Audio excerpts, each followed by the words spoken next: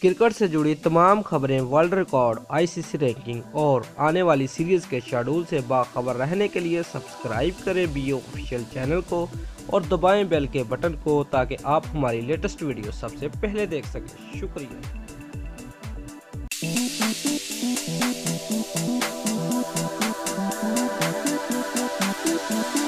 कौमी टीम के ऑलराउंडर मोहम्मद हफीज़ की बॉलिंग एक्शन पर एक बार फिर सवालात खड़े हो गए हैं।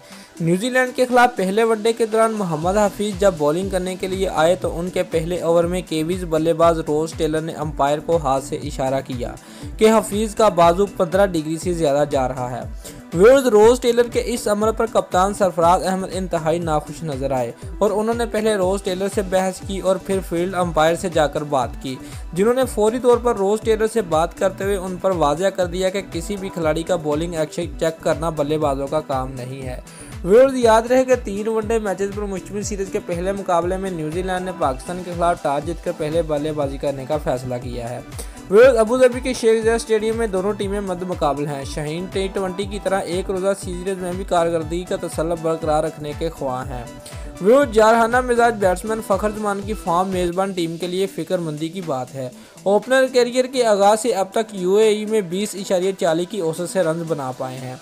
गुज़िश्ता 3 वनडे मैचेस में वहां उन्होंने सिर्फ 1 रन बनाया है। इमामुल हक उंगली की इंजरी से निजात पाने के बाद वापस आए हैं। उन्होंने एशिया कप में चंद अच्छी इनिंग खेली थी। ऑस्ट्रेलिया और न्यूजीलैंड से T20 सीरीज में तसल्सल के साथ रन बनाने वाले बाबर आजम एक बार फिर उम्मीदवार का मरकज़ होंगे। मोहम्मद हफीज़ का बैट भी मुसलसल रन उगल रहा है।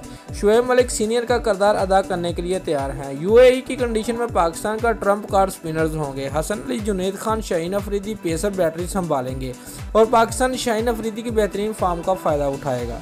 दोस्तों, अगर आपको हमारी ये वीडियो पसंद आई है तो लाइक और कमेंट लाजमी करें और हमारे चैनल को सब्सक्राइब करना मत भूलिए। शुक्रिया।